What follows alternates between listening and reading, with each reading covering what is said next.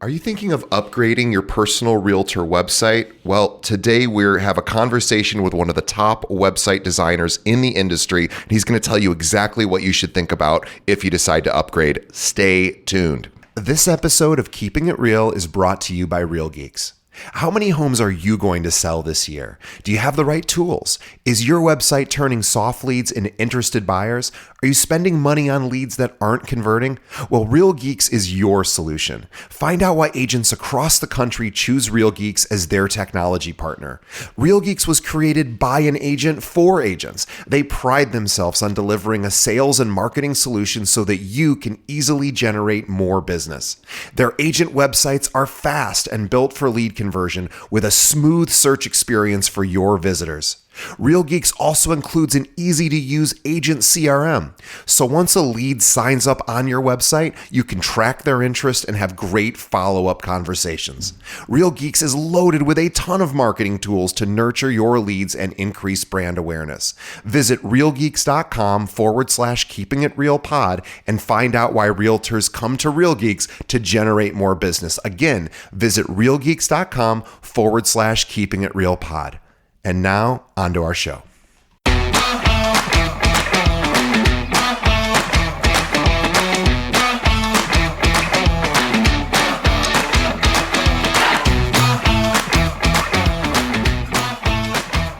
Hello and welcome to another episode of Keeping It Real, the largest podcast made by real estate agents and for real estate agents. My name is DJ Paris. I am your guide and host through the show. And in just a moment, we're going to be speaking with Malte Kramer, who is the CEO and founder of Luxury Presence. They make realtor websites. So it's going to be a really interesting one because we're going to talk all about what a realtor website should have and shouldn't have, and maybe what you should consider for your own site.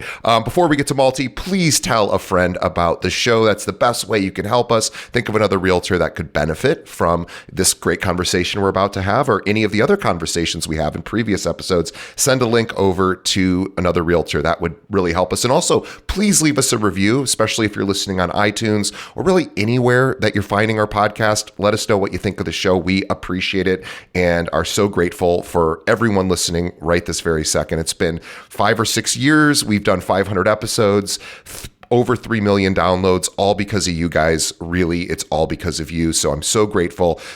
We're getting towards the end of 2023, and I just wanted to say thanks in case I forget to do it in a future episode. So thank you, thank you, thank you. Keep listening. We'll keep making episodes. And enough from me. Let's get to the main event, my conversation with Malte Kramer.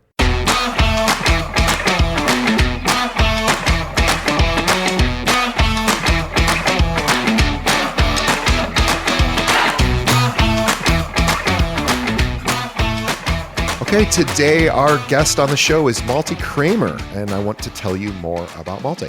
Now, Malte Kramer is the CEO of Luxury Presence, which is the leading real estate marketing platform and one of the fastest growing PropTech companies in the United States. Since founding the business in 2016, he's grown it to over 100 million in revenue with a global team of 600 employees and a client list of nearly 10,000 real estate professionals. To date, Luxury Presence has raised $50 million from notable investors, including top VC firm Bessemer Venture Partners, Zillow co-founder Spencer Radkoff, real estate coach Tom Ferry, NBA champion Dirk Nowitzki, and NFL pro Larry Fitzgerald. Now, originally from Germany, Malte moved to the United States on a basketball scholarship to Pepperdine University. And after graduating as valedictorian, he began his entrepreneurial journey by launching a fundraising app called Giver and went on to receive an MBA from Stanford. Malte was named a Housing Wire Rising Star in 2021, Rising Entrepreneur of the Year in 2022 by .LA, and a Housing Wire Tech Trendsetter in 2023. He's a dedicated rescue dog dad, the author of Play for Something, which is a North Star for student athletes, and a finisher of a half Ironman. Malte, welcome to the show. Thank you so much for having me, DJ. I forgot to give you the most important thing, a plug. Everybody go visit Malte on his website, which is luxurypresence.com. We'll have a link to that in the show notes. And I'd like you to follow Luxury Presence on LinkedIn as well as Instagram. Just search for Luxury Presence and subscribe. Again, LinkedIn and Instagram. We will have links to that as well in the show notes. I am very excited to chat with you because before we get into what your company offers, I very rarely have I been impressed with real estate agent websites, and I know you do more than that, but specifically that. I think you guys probably do it better than just about anyone. So I'm excited to get to that. And I've also noticed over the years being on this show, we interview top 1% agents, and more than any other website design firm, Luxury Presence shows up over and over and over again. So I figured it's probably time to talk to the man who made it all happen. And I'm curious to sort of get your thoughts on why your brand has attracted so much top talent in the real estate game. And I know that you aren't just for top tier brokers. You can handle, and I'm sorry, in Illinois, we call everyone a broker. So realtors, Yeah. I'll say. But you work with individual realtors of any production level. But let's first start with you. So tell us, we understand you're a guy from Germany. You came over, did your undergrad. By the way, undergrad in Malibu, right? Is that where Pepperdine is? That's right. Yeah. That's a tough. That is a tough place to beat. It's like right Tough on the luck. beach. It's almost Yeah. right on the beach, even if I remember correctly. Very little studying gets done out there. Great No school though. wonder. Yeah, and then off to Stanford. So tell us a little bit about your journey. Why real estate? Because it doesn't appear that was really in your background. Yeah, you're right. I fell into real estate. I was an entrepreneur out of undergrad. So I had two previous companies in different industries. One was a nonprofit fundraising app, and in 2015, a real estate agent out here in Beverly Hills, who was a friend, asked me to do some consulting work for her. And I was very curious about the industry. And she still is one of the most successful agents in the world. Her name is Jade Mills. She sold over 7 billion in her career, sells some of the most expensive homes, has sold the Playboy Mansion and Chartwell Estate and all of these very famous, $100+ million homes. And naturally, I wanted to see what does the inside of her business look like? How does she market herself?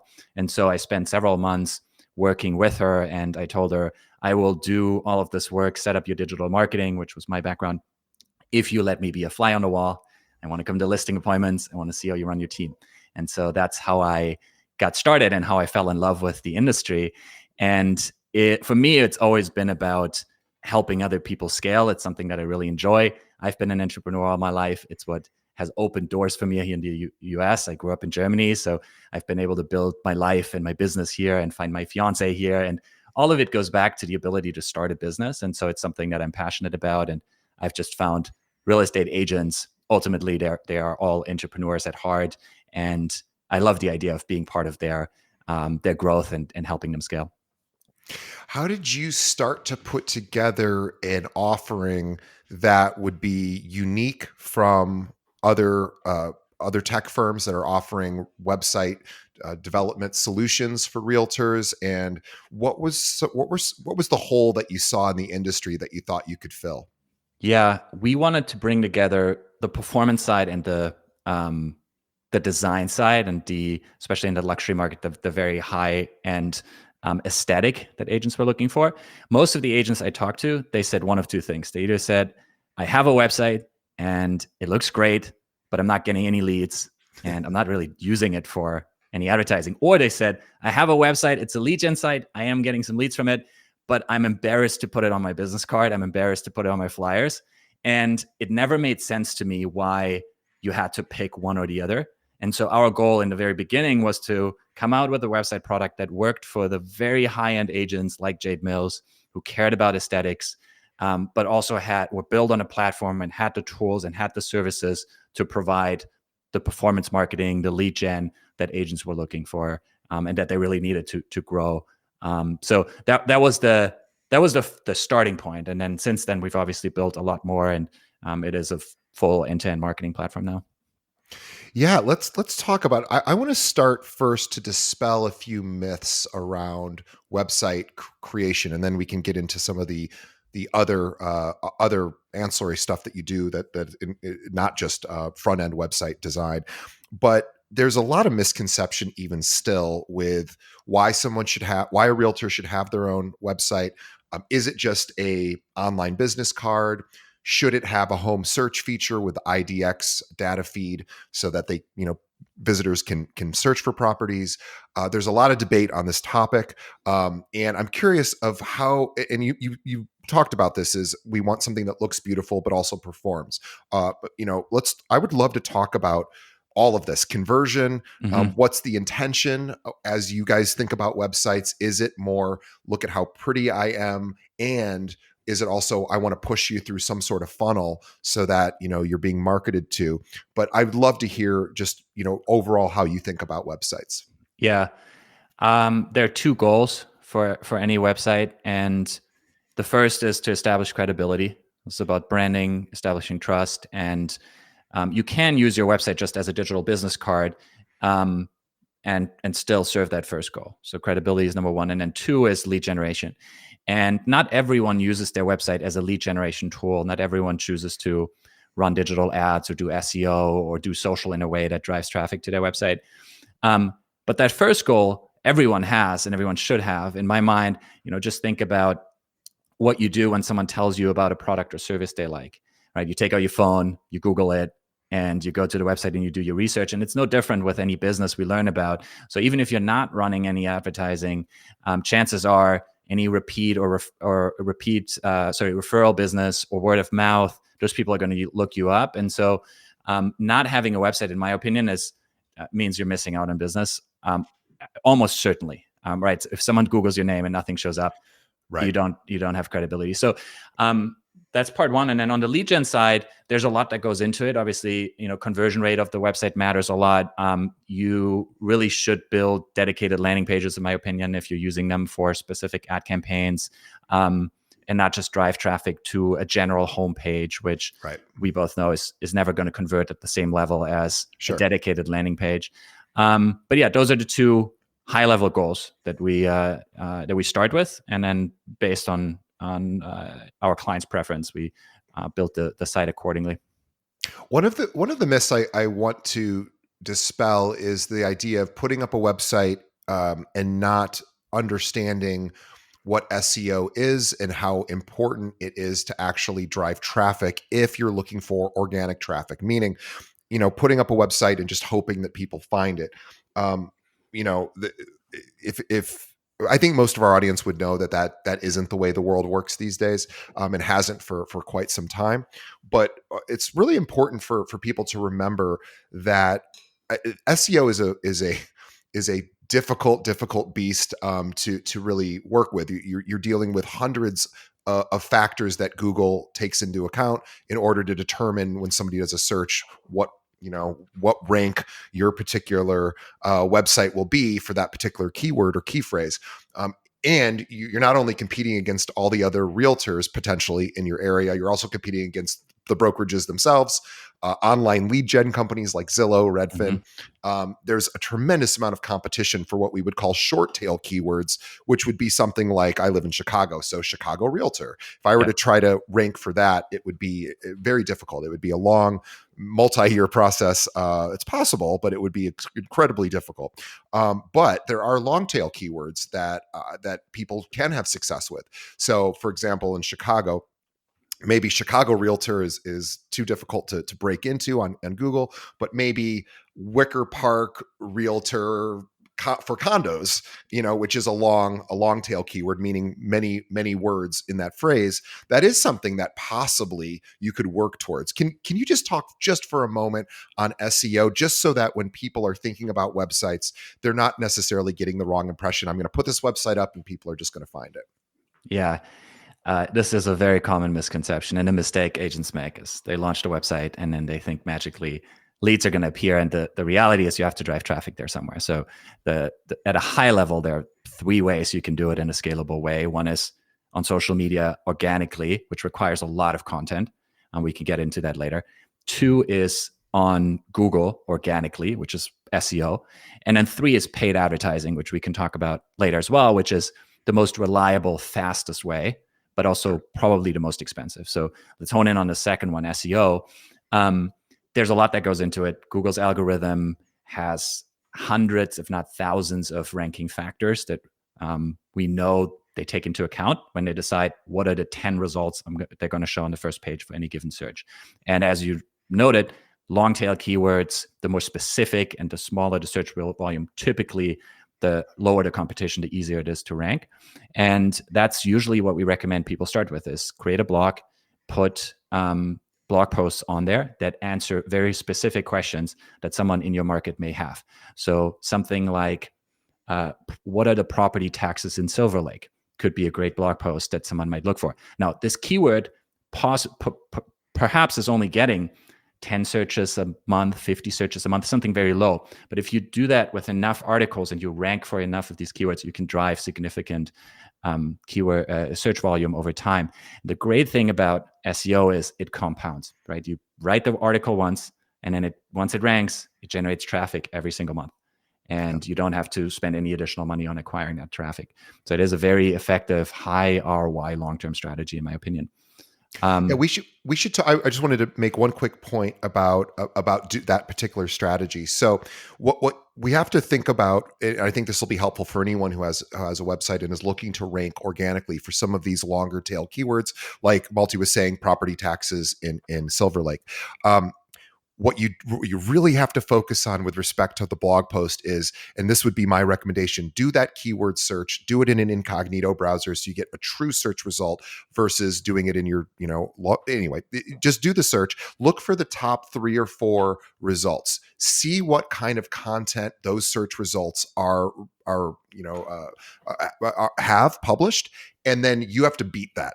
You have to do better than those top 3 searches. So you're going to want to put some video in there. You're going to want to put longer form content.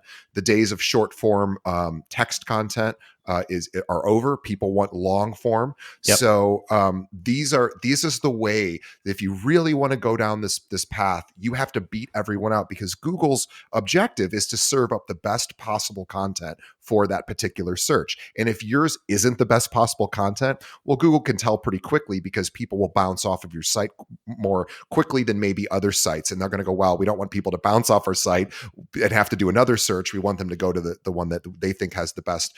And they were just going to look at consumer behavior. So they're going to look at what happens when someone visits your website, and then they're going to determine, hey, this is a pretty good or not so good answer to this question that somebody put in the search.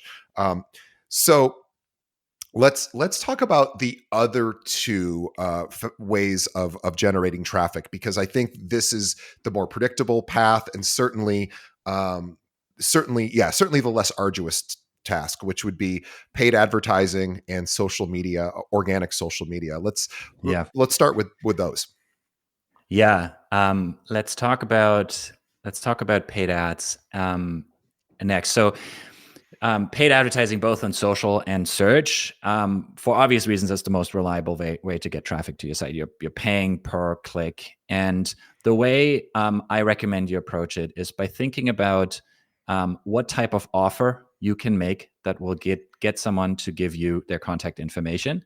And usually that is a lead magnet or a type of offer that provides a lot of value. This could be a market report. This could be a home valuation. This could be access to curated set of listings. If you have access to off-market listings, this could be the promise of getting access to those. So think about what is the thing that someone who's searching on Google or someone who's browsing social media who could be a good client will likely want and see value in. And when you start with that offer, then the rest of the ad and the landing page becomes pretty clear. Usually you would target a keyword around that offer. So let's take home valuations, for example. You could target free home valuation or home valuation in Silver Lake on Google. Someone clicks on the ad, gets to a landing page. Again, you want to mirror what you're targeting on the landing page, so it should speak to that particular keyword search. And then you have on that landing page a form where someone can put in their contact information. Obviously, the more fields you ask, the lower your conversion rate is going to be. If you just ask an email, you probably get a lot of leads, but you don't know a lot about them. If you ask a phone number, conversion rate will be lower, but generally the quality of the leads will be higher. And from there, the last and maybe most important step is these are leads that have to be nurtured. These are internet leads that are going to be on Google. Intent will be a bit higher than on social media in general, because people are searching proactively for something within real estate, whereas on social media, you're interrupting their experience by showing them an ad, so they may not be in the market at all. And so generally quality will be a little bit lower and they'll require more nurturing. And that nurturing should take place over weeks and months. Speed to lead matters, and then you want to have a nurture sequence, ideally automated, and some type of email marketing going out, again, with the goal of providing as much value as possible. The goal is not to aggressively sell these people. The goal is to give them so much value that they trust you, and when they're ready to transact, you're the agent or the brand that they call. So that's the approach that we take to paid advertising at a high level. We're talking about email drip campaigns, possible text campaigns, depending on what contact information you're getting. Also, if you're getting a phone number, the speed to lead is so critical. And again, these are a little different than a Zillow lead. So Zillow people have already raised their hand. They've already clicked on a particular property and said, I want to go see that. So it's already as hot of a lead as you could probably get, it being that they already want to take action. Whereas you're right, with paid advertising, yes, they're searching for something that you hope is a call to action. But you're right, there may be a delay in the actual step to purchase or sell a property. So that the idea of how do you recommend nurturing? What have you found with your clients works sort of the best for ROI? Is it a series of emails? Is it a combination of email, video, text? What are you guys finding as far as trends that seem to convert most effectively? Yeah, it's a combination of all three, ideally. And I would base the exact sequence on where the lead came from and where they are in the funnel. So if we're talking high funnel, top of funnel, meaning someone on social media who downloaded a market report, you don't really know if they're ready to even talk to you. So a phone call may not resonate well. Those, we would have a sequence that's a little bit lighter touch. I would recommend something that's mostly email based, and you're going to start sending them your newsletter. They're going to need more warming up. Now, if you get someone who requested a home valuation, chances are on Google, chances are intent's a lot higher. They're a lot more ready. Definitely call and text them. And a lot of touch points, probably 9 touch points over the course of 2 weeks is appropriate. One of the really exciting things that is happening now, thanks to AI, is so much of this can be automated and still feel very personalized. We are about to broadly release, we've been in beta for our AI texting tool. And so leads that are coming in from your website, this tool can engage them. And if you read through the conversations, you are not able to tell that you're not talking to a human being. I mean, it's uncanny how well it corresponds, and it then sets up an appointment. And we're seeing about 15% lead to appointment conversion rates, which is very high, obviously, for internet leads. And this is just text-based, text conversation. And just to sort of put that in perspective, a 15% lead to appointment ratio would be about, well, I think it's 3 times or 5. Well, anyway, what I was going to say is I know for Zillow and OpCity and leads of that nature, which are internet leads, already raise their hand. I want to go see this. If you can convert 5% of those leads, which, by the way, are pay-to-play leads, either you're paying on the front end or with OpCity, you're paying on the back end, but you're buying the lead from those tech companies. And if you can close 5%, you're a superstar. So the idea of getting a 15% conversion is incredible. And to be clear, this is 15% from lead to meeting request. So there's the additional step you have to of actually closing. So it may end up being, if you close, then 30% of them, that would get you to a 5% close rate, which I agree would be extremely high. On average, I think industry average is something like 2%, if that. So, but yeah, these AI tools are making it a lot easier. So you're not the one anymore who has to do the texting and the calling yourself. You can outsource that to an AI assistant, which is really exciting. Are you guys? I am the most excited for AI around. I'd love to talk about AI. I'm most excited personally outside of real estate for this idea of having an assistant for me, where I'm able to converse with this assistant, make sure that they know what I need on a daily basis, whether it's scheduling, reminding me about X, Y, and Z, go pick up the groceries, go, whatever it may be, that's coming. And we're seeing the most earliest versions of that in some of these website AI systems, whether it's customer service. We're seeing this now. It used to be a lot poorer in years past, where you would go onto a website, you'd start a chat, you'd clearly they would just lie and say it was somebody that wasn't a real person. You could tell really quickly because the conversation wasn't all that authentic and organic. But now AI is getting a lot better, and we're seeing you're actually able to have a meaningful interaction with an AI chatbot, because the technology is just it just keeps evolving. Are you guys adding that in as a feature, as like a customer service chatbot? I'm assuming to your front end websites. We are, yes. So on the consumer facing side, there are a lot of these tools popping up now, and more companies doing this, where the AI will communicate with the consumer on your behalf. And obviously, your website chat is a great medium for it. Text after a contact inquiry comes in is a great medium for it. So that's one part. And then the second part, which you also touched on, I'm even more excited about, is AI, an AI assistant for the agent. So something that plugs into your systems and then gives you a ideally voice-based interface to interact with the AI assistant in the same way you would interact with a human assistant, and just give it tasks and ask it to provide information. This is coming. We're working on something. We announced in August Presence Copilot, which is our AI-powered mobile platform. So this is exactly what we're working on, is giving agents their own 24/7 AI assistant who can take all the admin work, all of the stuff that you hate doing, and take that off your plate. Yeah, to me, that's the most exciting part for me, is the idea of having some sort of assistant that, and companies are working on this. You guys are working on this. I think, this is so exciting for agents.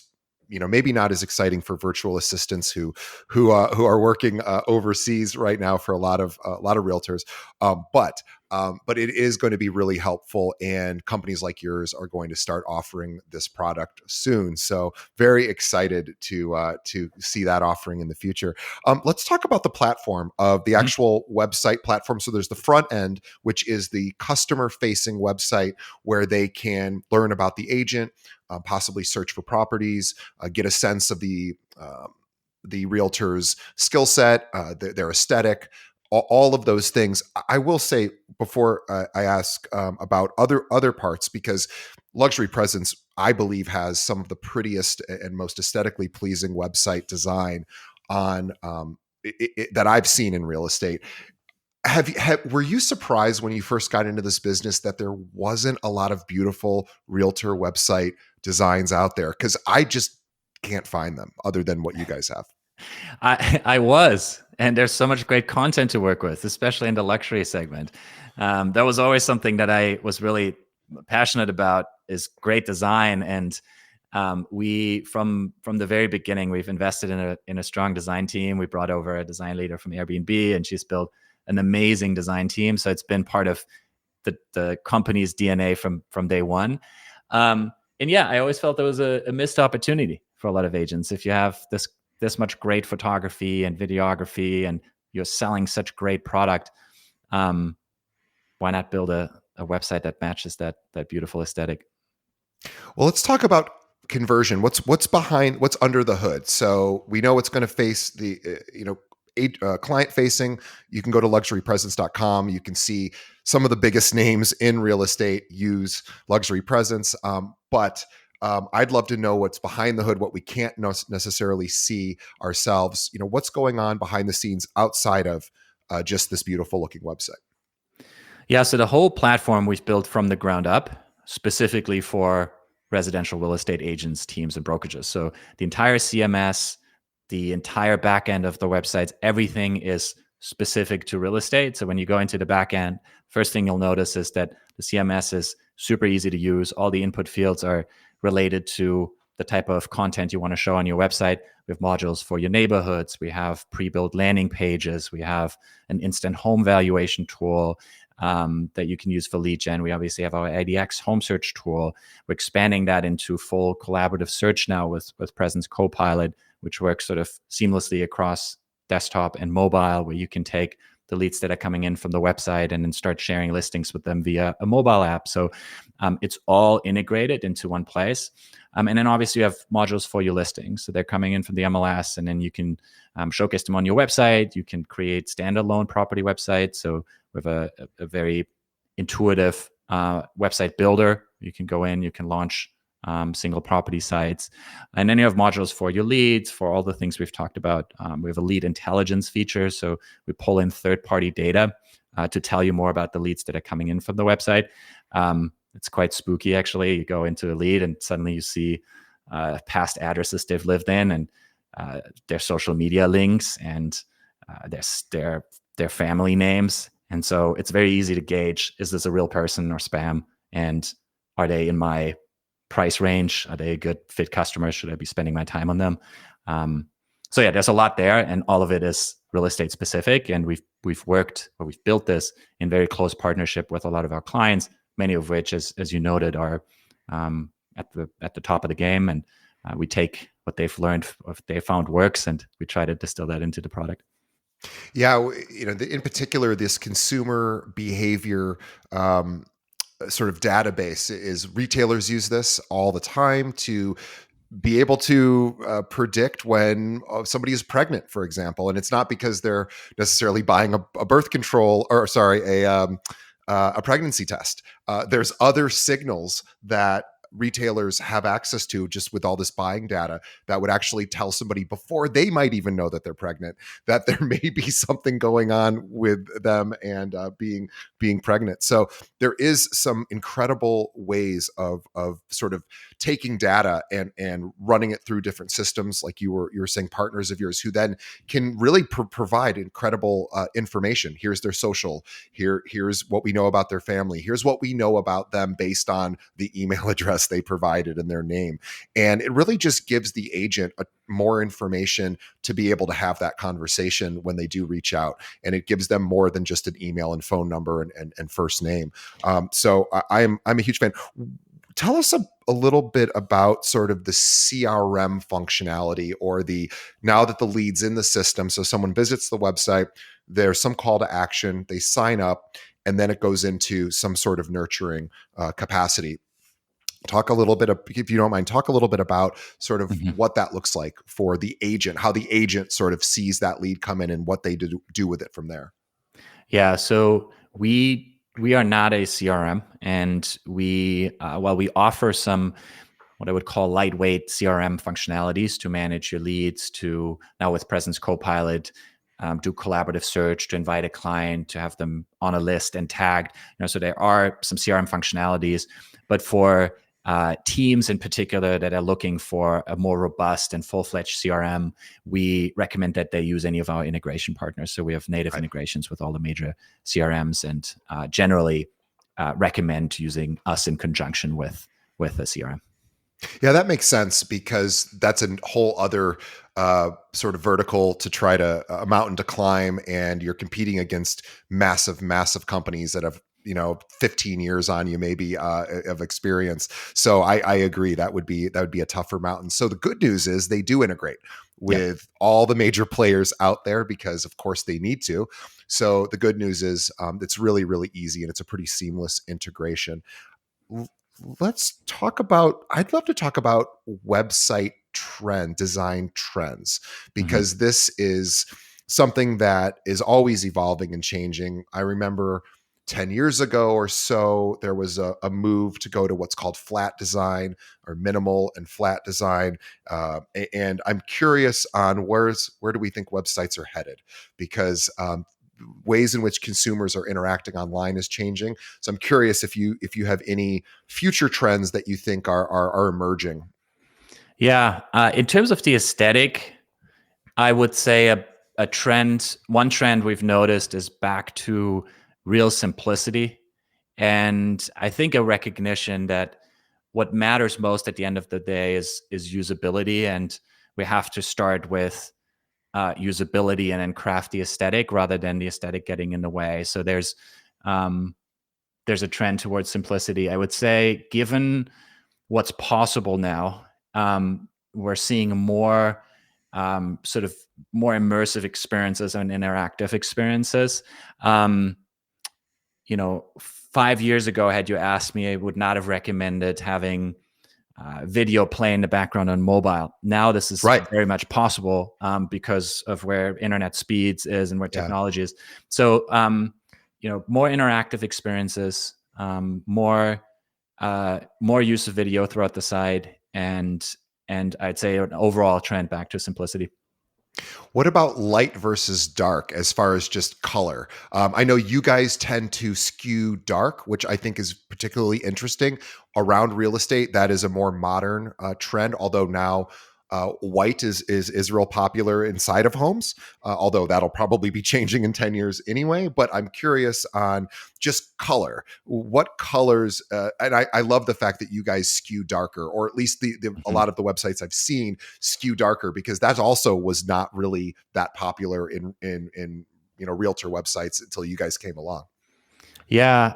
So the preference between dark and light, I would say, really comes down to the emotion someone wants to evoke. And I have seen some agents that really want the light and airy feel that you can get with a lighter color palette, and especially in markets that are, perhaps more, more something like Miami, where you would want to sort of present that type of feeling. I've seen light color palettes work really well. But overall, yeah, I think especially in the high end market, agents still love the dark and moody look. And the one thing I would say is just, regardless of the color palette, just to make sure that everything is very legible. Sometimes I see people use very small fonts because it looks sexy to minimize the fonts. But again, like, focus on the usability first, making sure it's readable. And easy to navigate. So, not letting the creativity get in the way of the usability. And then I do think it's valuable to have accent colors beyond black and white, even if it's sparingly used for things like your CTA buttons. If you're just working in a very By the way, light color CTA palette, is call to action. Call to action. Yeah, you want to be able to draw attention to specific buttons on the site or specific links, especially if you're using it as a landing page. You're not going to get the landing page to perform as well if you don't have any color on it and it's just black and white. So some color as an accent is always a good thing. Yeah, I agree. And one thing that I'll just sort of share, this is how you know if you visited a luxury presence website for an agent. I was so impressed. You guys were the first company that I found that did this, and now I'm sure they are all doing it, probably copying what you guys came, or I don't know if you necessarily pioneered it, but really were the biggest firm to bring it to market that I found. Was that when a consumer visits the luxury presence website, one thing happens. In fact, I have seen this. A lot of brokerages now have this as well, whereas the login, Google login will instantly show up, especially if you're on a Chrome browser. So what happens is, person visits website, they instantly get, hey, please log in. Well, they probably haven't logged in before if they're a new person. They click on that. It instantly creates a connection between their Google account, if they're logged into Google, which they are most likely, and then it instantly creates an account inside of the back-end system for luxury presence, so that the agent gets to capture that information instantly. It's a one-click thing. It is very, very, very cool. And I hopefully I'm not sharing too much of your secrets, because it's not really a secret, but I love the fact that you guys really put a lot of faith into that process, and it works. I can't tell you how many websites outside of real estate I have clicked on that exact same Google thing before I've even done anything on that website. I just go, okay, whatever, I'll click on it. It's amazing. I'm curious to know how that came to be, and Yeah, how successful that is for you guys. it's been incredibly successful. It's the one thing. If you don't do anything else and you want to get more leads from your website, That's what the one thing you should add is the one-click Google login. It came about. We have a team that's just constantly focused on innovation around conversion and how can we drive more leads to our clients from their websites. And out of their research and them testing things, we get these ideas like this one-click Google login tool. I'll give you one other great one. This would probably be number 2 on my list, which is an exit intent form. I was just about to ask. Okay, so here's what exit intent is, everyone. As the person starts to move their mouse closer to the X for that particular tab or even the browser, the website can notice through like JavaScript or whatever, some sort of script that will notice the mouse movement, will notice its person is moving in that direction, and they will put up an interstitial or what we would call like a faux pop-up, a little pop-up saying, hey, before you leave, or that's what they used to do. I don't know what they show now, but a little bit of a call to action just before the person is like walking out the door. If it was a retail shop, one more thing, kind of thing. Yeah, that's exactly right. It works extremely well as well. What do you recommend putting? So I have a thought. I'm going to get your take on it. So if you are going to add an exit intent, which is what we're talking about, somebody wanting to exit out of the website and getting a final offer. Now, if it's retail, if you're selling a product, maybe you'd put 10% off if before you leave, that kind of coupon. Obviously, realtors don't have necessarily that, but it could be a white paper, could be a free home. Hey, before you leave, let me find out, or let me tell you what I think your home's currently worth. Something like that. Is that what you're seeing works best? Yeah, this goes back to the previous point around offers. Whenever you interrupt someone's experience, I recommend make sure that you're giving them a lot of value. Otherwise, they'll be angry, right? You're sort of there trying to leave your website and you're telling them, no, hold up a second. And that's not the time to make an ask. It's a time to give a lot of value. And the way you give value is through an offer, like what you just mentioned. Something that works really well is if you have access to off-market listings. That's often something that's has really high perceived value. So, sign up here to get access. That's to a good one. Off-market listings. That's a great one. The other thing I was thinking of with respect to sort of website trends and design is less is more with respect to text, because at least on a homepage, we certainly want information there that that does talk about what the agent does, who they are, and but the more information we provide is in a text form, I think we start losing people as we get again, it all depends. Well, let me back up. It really depends on the intent of the actual consumer. So what I recommend, and by the way, anyone who has a website can find a service that'll do this, is install what's called a heat map system, which will just basically track the clicks, the mouse movement on somebody's website, and you will start to get a better sense of what your consumers like about your site and what they don't like. If you're getting a high bounce rate, if you're looking at your Google Analytics and the average bounce rate's 13 seconds. Well, okay, why are they leaving after 13 seconds? What am I not providing? And the heat map will tell you what's most interesting to people on your website, and it'll give you at least a general idea of maybe the direction to go. I imagine you guys use heat mapping all the time to constantly reframe. How often are you reforming your designs to match the sort of consumer behavior that's always changing? Yeah, we're constantly adding to the library of elements, and often we'll find something that we think everyone should have, and we turn it on for everyone if we believe that it's a best practice. So the Google one-click login, for example, people can opt out of it, but we've established it as a best practice that comes standard with all of our templates or all of our themes. And then in our library, I think at this point we have over 500 different elements, meaning widgets that you can use on the website. Obviously, our websites are always very customized, so every agent has different preferences, different elements they use. But there are some best practices that our team develops that we then roll out for everyone. And this is, I would say, at least on a monthly basis, we come out with something new. And with respect to somebody becomes a client of yours, can they do their own design? Meaning, can they utilize your elements and organize them in the way that they think makes sense? And can they also offload that to you guys as well? Are there different levels of service there? Yeah, there are. We offer everything from working with our team to use the existing elements to create something that's still customized but within an existing design framework, all the way up to something fully custom where we're starting from scratch. Our design team can design anything that you have in mind. We don't have a self-service offering where you would build it, be left completely on your own.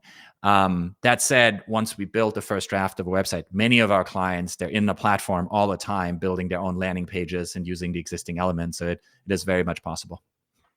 Yeah, I think that is really cool. And I would like to make sure our audience knows how they can learn more about luxury presence, because we want, even if you don't choose luxury presence as your front end website sort of design team, and you probably should consider that, but at the very least, you'll get a good education of what good design looks like, so that if luxury presence isn't the right fit, you can go maybe find somebody that is a little bit closer to what you need.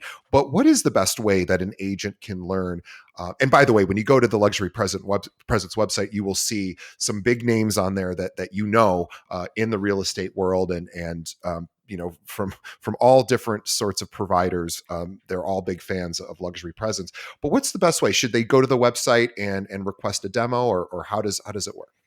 Yeah, so if you request a demo on the website, you can have a consultation with our team, and they'll be able to walk you through examples of our design. They'll be able to show you case studies of the marketing we've done for our clients, so you can get a sense. If you just want to get a sense of our design work, on the website we have a design portfolio page that you can check out, or if you follow us on Instagram, we post a lot of our work there, and that will give you a good sense of the design quality. And I had one final question, and I just, oh my gosh, it's eluding me at the moment. So I will remind everyone to please visit luxurypresence.com. There's a call to action on there where you can put in your information, and they will reach out to you and give you more information about. And in fact, the top producer in Chicago, actually in Illinois, Dawn McKenna, she's a local legend here in Chicago, and she's also in Florida, and I think South Carolina, and a few other markets. She's a customer, and along with a lot of other Jade Mills, you mentioned, Ryan Serhant, Tom Ferry, etc. There's lots of big names on here. So guys, really, you should check this out, whether it's the right fit for you today or it's something to aspire to, because this is not the lowest cost provider, but that's why it's a luxury brand. Luxury brands have luxury pricing, but the top agents in the country really do use luxury presence, and they really don't have much competition, quite honestly. At least I have. I mean, there's little shops that in every city that will build people websites, but not people that understand realtor websites quite the same. So I definitely recommend checking that out.